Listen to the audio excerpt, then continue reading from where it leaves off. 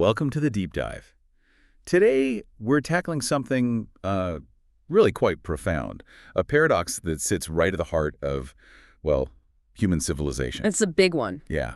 How can we, as a species, hold this military creed so sacred, never leave a man behind, this principle of absolute, often sacrificial loyalty, and yet, at the same time, tolerate such widespread societal neglect? I mean, look at the homeless, the impoverished, people struggling with mental illness. It's a stark contrast. It really is. Almost feels like, I don't know, a kind of human hypocrisy. So we're here to unpack that. Exactly. And our sources, particularly this pretty innovative AI-driven scientific study we looked at, they dissect this. Not as some simple moral failing, right? But more as a predictable outcome of our, let's say, complex, layered human nature.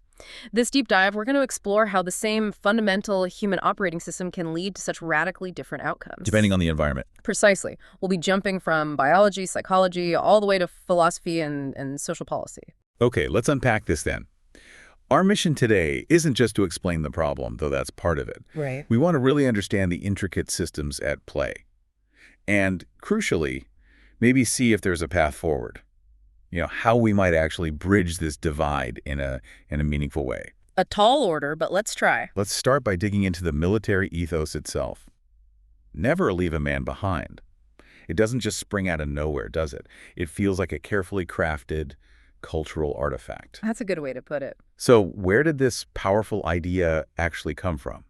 And why is it so potent in, say, a military context, but seems almost absent elsewhere? Yeah, it's fascinating because it's so ingrained now, but it really started as an unwritten creed. Think elite forces like the U.S. Navy SEALs. Right. It really emerged organically from, the brutal realities of combat. World War II, Korea, Vietnam. Right. It was actually known as Nemo Residio, Latin for leave no one behind. Nemo Residio. Okay. Yeah. Deeply practical in a way, but also profoundly moral.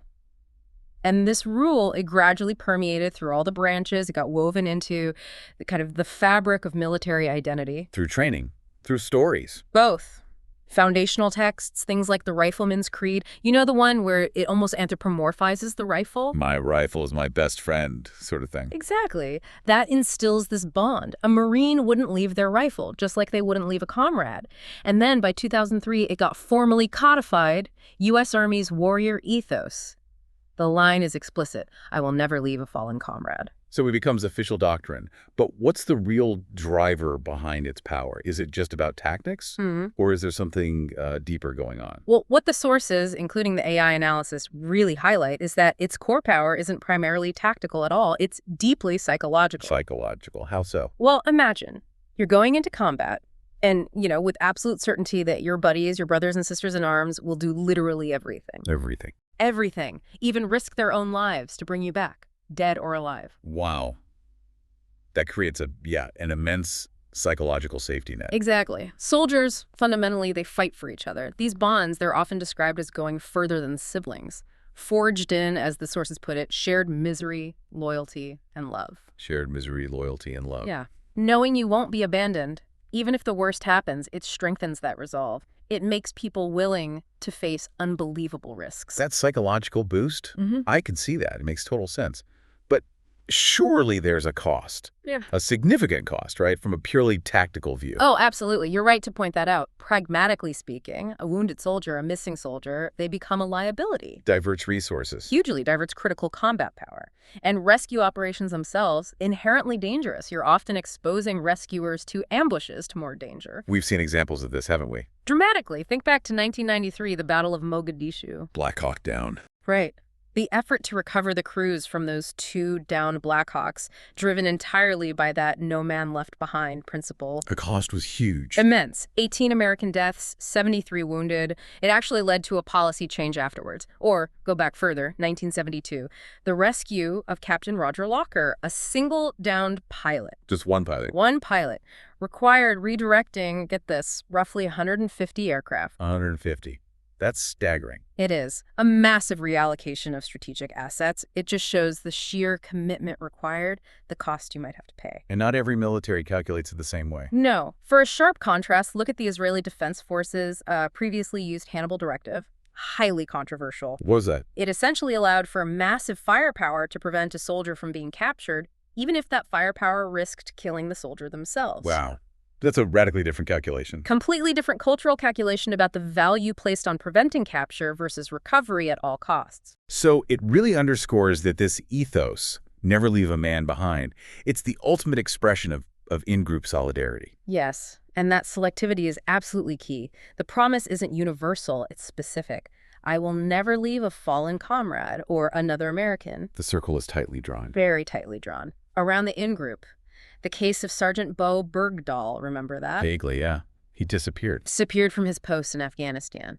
The huge controversy around his recovery, the prisoner swap, a lot of it stemmed from the perception, right or wrong, that he chose to be left behind. Which tested that obligation. Exactly. It tested the conditionality of that sacred obligation. So this ethos, you see, it's like a highly specialized piece of cultural technology. For in-group preservation. Precisely. Not some universal principle of compassion that applies to everyone, and the specific conditions needed for it to function, they're just conspicuously absent in wider society. Okay, so we see how the military kind of molds human nature for this extreme loyalty. But if that's possible, what about our fundamental capacity for caring in broader society? Let's strip it back, look at the raw materials, the biology, the psychology of being pro-social, altruistic, cooperative. Right. And we are, as a species, surprisingly equipped for this. Evolutionary insights, even highlighted by the AI analyses, show this sort of calculus behind altruism. A calculus, like math. Sort of. Take kin selection. It's not just warm feelings. There's a kind of cold logic. Hamilton's rule, often put simply as RBC. RBC meaning? Meaning altruism pays off, genetically speaking, when the benefit, B, to the person you help, multiplied by how related R you are to them, outweighs the cost, C, to you. So helping family helps your own genes. Basically, yeah. That's why parental care is so strong, so universal. But what about strangers, people we're not related to? Good question. That's where reciprocal altruism comes in. Robert Trivers proposed this. Cooperation can evolve based on the expectation of future payback. You scratch my back, I'll scratch yours. Essentially. Yeah. But it requires things like repeated interactions, being able to recognize individuals, remembering who cooperated and who cheated. Which gives rise to actual emotions. Exactly. Things like friendship, gratitude, trust, but also moralistic anger, wanting to punish cheaters. And then there's group selection or multi-level selection theory. Okay. The idea here is that groups with more cooperative members might actually outcompete groups that are less cooperative, especially for humans, because we have intense intergroup competition, we cooperate in raising kids, and critically, we have language, all foster in-group advantage. It really makes you wonder, how are our brains actually wired for this? What's the biology of empathy? Yeah, well, one really fascinating piece is the mirror neuron system, the MNS. Mirror neurons. Heard of those? Okay. These are brain cells that fire up both when you do an action, say picking up a cup, Okay. and when you see someone else do that same action. It's like your brain is automatically mirroring or simulating their experience. So it helps us understand what others are feeling or doing. That's the idea. It provides a very direct, almost visceral pathway to understanding others. And beyond that, there's higher-level cognitive empathy, consciously trying to take someone else's perspective, their theory of mind. And we can see this in brain scans. We can. fMRI studies show shared neural networks lighting up, specifically areas like the anterior insula and the anterior cingulate cortex. They get active both when you experience an emotion yourself and when you see someone else experiencing it. And this feels crucial. Is that empathy automatic? Is it always on? No, that's the critical point. It's absolutely not immutable. Our empathic response is heavily modulated by context, by motivation, and most importantly for our discussion, by group identity. So empathy for us versus them. Precisely. Research shows that if the person suffering is perceived as being from a rival outgroup, our empathy can actually be reduced. Or even replaced by other feelings. Like what? Like a desire for revenge, or even Schadenfreude taking pleasure in their misfortune. And that correlates with activity in the brain's reward centers. Wow. So there's a clear neural basis for caring more about our in-group than an out-group. A very clear neural basis. In-group care versus out-group indifference, or even hostility. Okay. And how does something like game theory help illuminate the logic of cooperation here? Game theory is great because it strips interactions down to their bare strategic bones. Take the classic prisoner's dilemma. Right, two suspects, rat or stay silent. Exactly. It perfectly shows how two people, both acting perfectly rationally in their own self-interest, can end up with a worse outcome for both of them. Because they can't trust each other. Right. It highlights just how fragile cooperation can be when pure self-interest dominates and there's no trust or communication. But cooperation can emerge, especially in iterated games when you play repeatedly with the same person. Reputation matters then. Hugely. Strategies like tit for tat, cooperate first, then do whatever the other player did last time tend to do very well. Reciprocity and reputation build trust. It changes the whole dynamic. And for larger groups? Then you look at things like the public goods game. Everyone contributes to a pool, it gets multiplied, then divided equally. The incentive is to free ride, let others contribute while you benefit. The classic slacker problem. Exactly. But what the AI sources also stress is that human cooperation in these games is much higher than pure theory predicts, especially when you allow communication, when reputation is known, and crucially, when people have the ability to punish free riders. So pulling that together, cooperation isn't automatic, it's fragile. It's a fragile achievement, yes. Highly dependent on specific conditions, repeated interactions, trust, ways to enforce cooperation or punish cheating, and large, anonymous modern societies. They often lack these very conditions. Which makes widespread societal neglect almost predictable. Depressingly predictable when those necessary structures for cooperation are weak or absent. So, okay. So we've got the raw materials, our capacity for empathy, the logic of cooperation, and we see why cooperation can be fragile. Now let's really confront that human hypocrisy thing head on. How do we actually create us and them? What's the mechanism? It really starts with something called social identity theory. Fundamentally, humans are categorizers. We need to sort the world out to make sense of it. Okay. And a huge part of our self-concept, who we think we are, comes from the groups we belong to. So we categorize ourselves and others into groups, we identify with our groups, and then to boost our own self-esteem, we tend to compare our group favorably to other groups. Inevitably creates an us versus them. Almost inevitably, yes. And leads straight to in-group favoritism, preferring, trusting, helping our own group more. This has really deep evolutionary roots, likely linked to survival. And the military unit is like this on steroids. Exactly. It's precision engineered to maximize that in-group identification. Shared uniforms, intense shared rituals, facing a common, often existential threat. It makes the us versus them boundary incredibly sharp, literally life and death. But how does that basic categorization process then curdle into neglect? What's the darker side? Well, when relations between groups sour, or when there's competition or threat, categorization can slide into dehumanization. Dehumanization. Perceiving others as less than human. Precisely. And this isn't just intense dislike. It's a profound cognitive shift. It essentially removes that group from your sphere of moral concern. It bypasses our normal aversion to harming others. Yes. It makes violence or indifference or neglect seem acceptable, even necessary. Often this works through language comparing people to animals, vermin, diseases, parasites. And the ultimate consequence is what psychologists call moral exclusion. You mentally draw a line and people outside that line. The normal moral rules, fairness, compassion, justice, they just don't seem to apply to them anymore. We see this in atrocities, obviously. Clearly. The Holocaust, slavery, genocide. But crucially, it also applies in less extreme, more chronic ways to societal neglect. Marginalized populations, the homeless, the extremely poor, they can be subjected to a kind of low-grade chronic dehumanization. How so? They get framed not as individuals with stories, but as abstract problems, burdens on the system, potential threats, lazy, dangerous. Their suffering becomes less salient, less relatable. It short-circuits our natural empathy. And even if there is an act of hostility, you mentioned the bystander effect. How does that play into societal neglect? Yes. The bystander effect is powerful.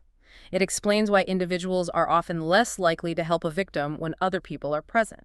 Because everyone assumes someone else will step in. That's one key mechanism, diffusion of responsibility. The personal sense of responsibility gets spread thinly across the whole group, so everyone feels less obligated to act, leading to collective paralysis. Someone else must have called 911 already. And the other mechanism? Is social influence, or sometimes called pluralistic ignorance. We look to others for cues on how to behave, especially in ambiguous situations. If nobody else looks concerned or is intervening, we might conclude, oh, maybe it's not actually an emergency, or we fear looking foolish if we react when others don't. And this effect is strongest when? It's most potent in ambiguous situations, when the relationships between bystanders and the victim are distant, and when the bystanders are anonymous strangers to each other. Which perfectly describes The public's relationship with, say, a person experiencing homelessness on a busy city street. The situation is chronic, the person is a stranger, the crowd is anonymous. Prime conditions for the bystander effect. So if we connect all these psychological threads, categorization, dehumanization, bystander effect, what kind of, profile emerges for why people get systematically left behind? You see this kind of cascade. First, categorization. People are marked as a distinct outgroup, often based on visible markers like poverty, lack of housing, maybe race, or perceived difference. Step one, othering. Step one. Then step two, vulnerability to dehumanizing narratives. They become framed collectively as the homeless problem, welfare cheats, a burden, dangerous. Step two, dehumanizing frame. Right. And step three, this combination creates the perfect storm for the bystander effect on a massive societal scale.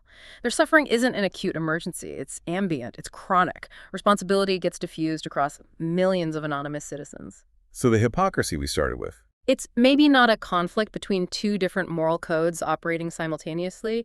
It's more like one fundamental psychological mechanism, social categorization, and its consequences being applied to different targets.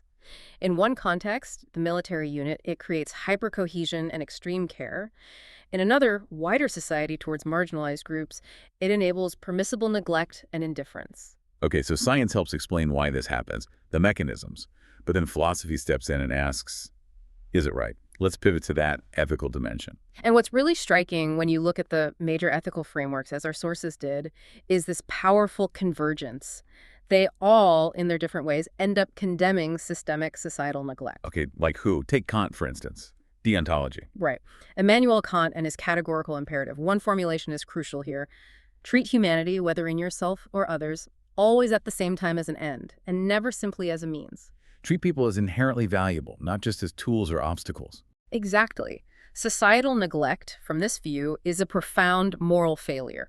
It treats vulnerable individuals as inconveniences, as means to be managed or ignored, rather than as persons with inherent dignity, as ends in themselves. And the military ethos, in contrast. There's almost a hyper-localized, intense application of that Kantian principle within the in-group. Each soldier is treated as an end of ultimate, non-negotiable value, worth risking everything for. But society, failing the homeless, violates that principle broadly. Yes, and Kant also talks about imperfect duties, like the duty of beneficence, a general obligation to help others in need. A society that institutionalizes neglect is collectively failing that duty on a grand scale. Okay, what about utilitarianism? Bentham, Mill, maximizing happiness. For utilitarians, the goal is the greatest good or greatest happiness, well-being, utility for the greatest number. And critically, every individual's happiness counts equally in the calculation. So massive inequality is a problem. Morally indefensible from this view, largely because of the diminishing marginal utility of money. An extra $100 gives vastly more happiness or well-being to someone destitute than it does to a billionaire. So redistribution would increase overall happiness? Logically, yes. Right. It would increase net global welfare. Peter Singer, a modern utilitarian, uses that powerful drowning child analogy. The one about ruining your shoes? Right. If you'd feel obligated to wade into a pond and ruin your expensive shoes to save a drowning child right in front of you, Which most people would. then you're arguably just as morally obligated to donate that same amount of money to save a child dying from preventable disease or starvation far away, if you can do so without sacrificing anything nearly as important. Physical distance is morally irrelevant. So from this purely utilitarian standpoint, the selective military ethos is Deeply irrational, as one source put it, if the ultimate goal is to maximize well-being universally. It focuses immense resources on saving one in-group life while potentially ignoring many out-group lives that could be saved more easily. Okay, Kant utilitarians. What about virtue ethics? Aristotle. Virtue ethics shifts the focus from rules, Kant, or consequences, utilitarians, to character. It asks, what kind of person should I be? The goal is to cultivate virtues, stable character traits like courage, honesty, justice, and importantly, compassion. So societal neglect is a failure of character. A societal character flaw, yes. It represents a collective failure to cultivate and consistently practice the virtue of compassion, the reliable disposition to recognize suffering and be moved to alleviate it. And the military ethos, through this lens. It certainly cultivates virtues like loyalty and courage, maybe even a specific kind of battlefield compassion for comrades, but it directs them exclusively inward toward the in-group. A truly virtuous society, Aristotle might argue, would cultivate and extend compassion much more universally. And lastly, John Rawls, justice as fairness. Rawls offers a brilliant thought experiment, the original position. Imagine you're designing the basic structure of society, but you're behind a veil of ignorance. Meaning you don't know who you'll be in that society. Yeah, exactly. You don't know your race, your gender, your wealth, your talents, your health, your religion. Nothing about your specific circumstances. You only know general facts about human psychology and society. So you have to choose principles that would be fair, no matter where you ended up. Precisely. From this impartial position, Rawls argues, rational people would agree to certain principles of justice, including the difference principle. Makes sense. That social and economic inequalities are only justified if they work to the greatest benefit of the least advantaged members of society. Inequalities are okay only if they help lift the bottom. Essentially, yes. So, a society with significant homelessness, extreme poverty, people systematically left behind, that's fundamentally unjust by Rawls' standard. Because no rational person operating from behind the veil of ignorance would agree to a system where they might be one of those left behind. It forces you to neutralize your own potential in-group biases. So that's quite a convergence. Kant, utilitarians, virtue ethics, Rawls. Despite very different starting points, they all seem to land on the idea that systemic neglect is a profound moral failure. A striking convergence, yes. Which suggests the problem isn't really a lack of philosophical justification for caring. It's our collective failure to actually implement these widely shared ethical principles. That seems to be the crux of it, the gap between ethical ideals and societal reality. Okay, so how do these psychological realities, these philosophical arguments, get kind of encoded into the actual structure of our world? How do they shape our societies, our politics? Well, our political ideologies are a huge factor. They act as frameworks for deciding who counts as us and what obligations we have. How so? Think about it. Conservatism often prioritizes individual responsibility, maybe sees poverty partly as a character issue, and favors a minimal state welfare, relying more on private charity. Modern liberalism tends to emphasize individual rights, but also sees a role for the state in regulating the economy and providing targeted welfare for specific needs or groups. More of a safety net idea. A targeted one, often. Then you have socialism, which really focuses on social justice, collective responsibility, and typically advocates for universal comprehensive welfare, healthcare, education, income support as a fundamental social right, not charity. So these political debates are, in a way, arguments about where to draw the lines of the in-group. Who deserves collective support? You could definitely see them as proxy wars over the boundaries of societal obligation and who gets included in that circle of care. And we know that often being left behind isn't just about individual choices or failings, right? It's driven by larger forces. Absolutely. Structural forces are critical. Our sources really hammer this home. Economic drivers, for instance. Stagnant wages that haven't kept up with the insane rise in cost of living, especially housing. Right. Housing is a huge one. Massive, persistent unemployment or underemployment, and just a severe chronic shortage of genuinely affordable housing in most places. One analysis cited shows that a full-time federal minimum wage worker literally cannot afford a modest 1- or 2-bedroom rental anywhere in the entire United States. Anywhere. Wow. So a single unexpected event, job loss, medical bill, car breakdown can easily tip someone into homelessness. It's often not a slow slide, but a sudden cliff. And systems themselves can fail people. Definitely. Think about inadequate discharge planning.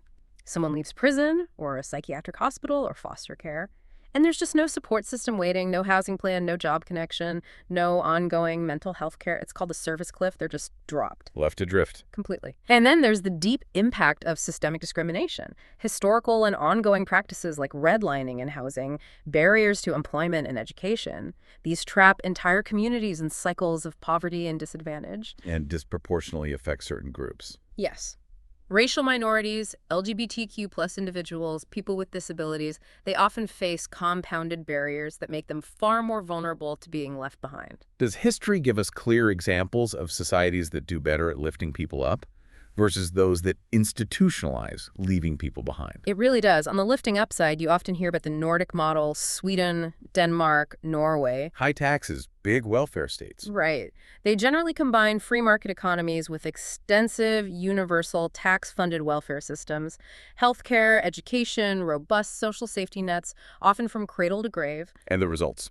Generally, very low inequality, high levels of social trust, high reported happiness. It seems fostered by this strong collective mentality, a sense that we're all in this together, which scales up mutual responsibility. And societies that leave behind. History is sadly full of examples. Think about 19th century views in the US and Britain, where poverty was widely seen as a moral failing, a lack of character, or mid-20th century urban renewal projects in the US that often just demolish poor, often minority neighborhoods to make way for highways or more upscale development. Displacing people without support. Exactly. Or look at the inadequate response to Hurricane Katrina in 2005, which starkly revealed the deep racial and economic fault lines, showing who got left behind when disaster struck. And on a global scale, colonialism, forced assimilation policies like residential schools in Canada or Australia, these represent perhaps the ultimate, most violent forms of systemic neglect and erasure. What about the politics of indifference today? How do things like polarization in the media make it worse? Political polarization is a huge factor. It creates legislative gridlock, sure, but it also erodes social trust. It makes compromise incredibly difficult, especially on policies that might benefit a group perceived as the other side's constituency. Helping them becomes politically toxic for us. It hardens those in-group, out-group lines. Absolutely. It takes the US versus them dynamic from, say, psychology and maps it directly onto party politics. And the media plays a massive role in framing these issues. How so? Think about how poverty or homelessness is covered. Is it framed as an issue of dependency, welfare queens, scroungers, focusing on potential fraud? That generates negative sentiment. Or is it framed as an issue of social justice, inequality, lack of opportunity? That tends to build support for solutions. And which frame tends to dominate? Unfortunately, coverage is often superficial. It might focus on sensational cases of fraud or undeserving poor stereotypes rather than systemic causes. This reinforces the outgroup status of the marginalized and shores up public support for punitive policies or just inaction. It creates a vicious cycle. So really understanding these different welfare models, Nordic versus others, helps us see how nations are actively choosing, through policy, how they define their in-group boundaries. It's a great way to put it. The social democratic or universal model, like Sweden, implicitly defines the in-group as basically all of us. Everyone contributes, everyone benefits. Okay. The liberal or residual model, more common in the US or UK, defines it more narrowly. Some of us. Primarily the deserving poor, those deemed unable to help themselves through no fault of their own, often through means-tested programs. Which creates categories of deserving versus undeserving. Exactly. Yeah. And the conservative or corporatist model, sometimes associated with Germany or Austria, tends to define the in-group as those of us who contribute, primarily through the traditional workforce, with benefits often linked to employment history via social insurance. So its takeaway is that leaving people behind, it's not inevitable. Absolutely not. It's a policy choice, Yeah. deeply rooted in a nation's dominant ideology and the resulting political and economic structures. Okay, so this brings us to the crucial part. What does all this mean for us? This deep dive, it's not just about dissecting the problem, right? It's about seeing how we might consciously engineer a more compassionate, more inclusive culture. What's the path forward? Well, the foundational task, based on everything we've discussed, has to be about systematically expanding our definition of the in-group, making the circle bigger. How do we actually do that? Several strategies emerge from the research. One is powerful: rehumanization through storytelling. The AI study, among others, found that abstract statistics about poverty don't move people nearly as much as detailed individual narratives. Sharing the stories of marginalized people activates our empathy networks and breaks down stereotypes. Countering abstraction with humanity. Exactly.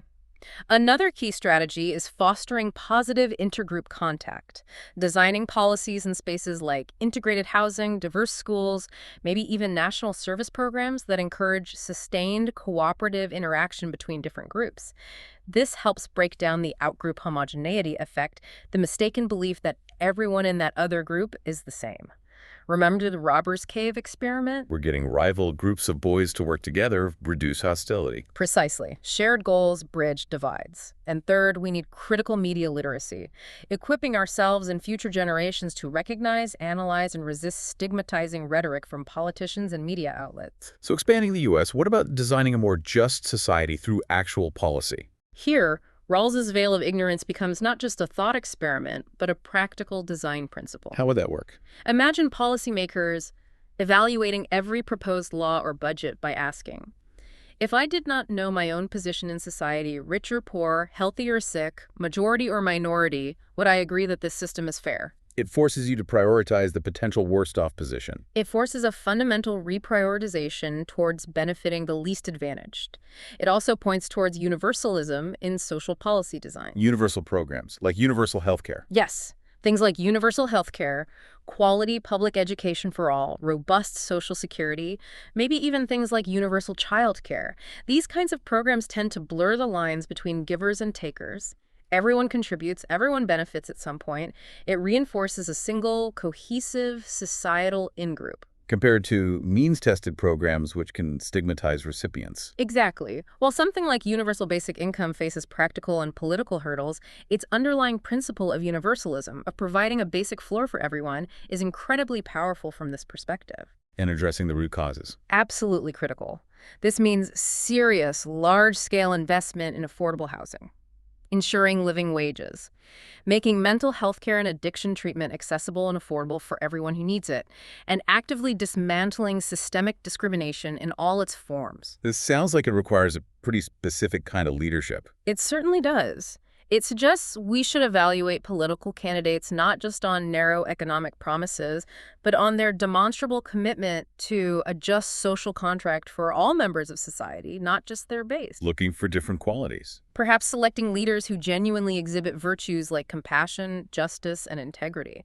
Leaders who can articulate a compelling vision of society based on fairness, whether you frame it in Rawlsian terms or utilitarian ones or simply moral duty. And leaders who actively work to reframe political discourse away from divisive us versus them rhetoric towards shared challenges and shared responsibility. A leader for the whole nation, not just a faction. That's the ideal, yes. Someone who ensures no one gets left behind. And if we widen the lens even further, how does this ethos of not leaving anyone behind apply beyond just, say, national borders or even human relationships? That's a vital question for the 21st century. Take the global environmental crisis, climate change, biodiversity loss. This is arguably the ultimate test of in-group expansion. Humanity as the in-group. Humanity as the in-group and the entire planet as the battlefield we depend on.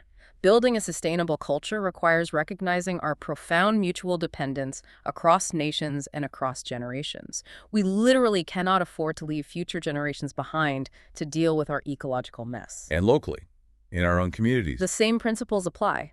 Fostering genuine belonging, recognition, and mutual responsibility in our neighborhoods, our workplaces, or schools. Countering the alienation and anonymity that allows people to slip through the cracks, making sure everyone feels seen, valued, and supported. Finally, what can we learn from historical efforts to overcome deep intergroup conflict? Does that offer lessons for tackling societal neglect? Immensely relevant lessons, because the same psychological forces that fuel neglect the U.S. versus them, the dehumanization, are the very same forces that fuel violent conflict. So reconciliation processes might hold keys. Absolutely. Look at efforts like South Africa's Truth and Reconciliation Commission after apartheid, or the long, hard work of Franco-German reconciliation after WWII, or the Good Friday Agreement in Northern Ireland. What are the common threads? Often, they involve some form of truth-telling, acknowledging past wrongs publicly, building new institutions based on power-sharing, mutual respect, and equal rights, and conscious efforts to rehumanize the other side and build a new shared identity. These steps are just as essential for healing the social fractures that lead to systemic neglect within a society. So, to kind of wrap it all up, That paradox we started with, never leave a man behind versus widespread societal neglect, it resolves itself in a way. It's not really hypocrisy. It's a predictable, understandable consequence of our fundamental us versus them cognitive wiring. One instinct applied differently. Exactly. The military ethos is this brilliant, focused piece of cultural technology that harnesses our pro-social instincts for extreme in-group cohesion under specific high-stakes conditions. While societal neglect is often the tragic default outcome when those same instincts are left unchecked or are manipulated in large, anonymous, unequal societies. But crucially, this deep dive shows it's not an immutable fate. It's not hardwired destiny that we must leave people behind. Not at all. We have the tools. We understand the mechanisms now. We can consciously choose to design a more coherent, more compassionate culture. By deliberately expanding our definition of us. Through fostering empathy, building universal institutions, demanding just leadership, and actively practicing mutual responsibility from our local communities right up to the global scale. And frankly, the huge existential challenges we face in the 21st century, pandemics, climate change, resource scarcity, they are relentlessly forcing us to recognize our shared fate, the old battlefield logic, that we survive together or not at all. It now applies to everyone. It now applies to the entire human species on planet Earth. So maybe a final thought for you, the listener, to take away. How might actively applying the wisdom gleaned from the science and ethics of never leaving a man behind, applying that core principle to your own daily interactions, big or small, how might that begin to transform your own personal sphere of influence? This is DigitView.